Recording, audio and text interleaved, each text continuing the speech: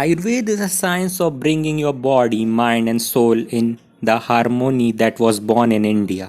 The whole world has been waiting for someone to develop a medicine for immunity against coronavirus. The Ayurveda has done it by launching CORONIL KIT. CORONIL KIT consists of 3 medicine including 2 tablets and 1 liquid. So the first one is Swasari vati, which is used for respiratory tract infection. सर्दी खांसी lung में infection के time काम करता है। ये एक रस औषधि है। 80 टैबलेट्स होती हैं और इसको उपयोग 3 गोलियां करनी होती है, पहले उष्ण जल के साथ।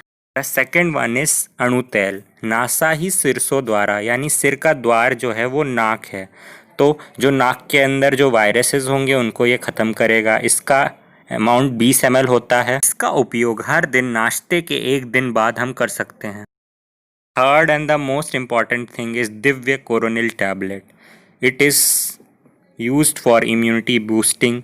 It is a rasayan. It is act on fever, viral infection.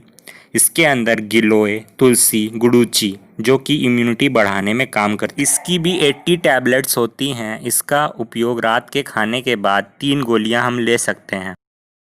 ये तीनों चीज़ें आपको 545 रुपीज़ में मिल जाएगी।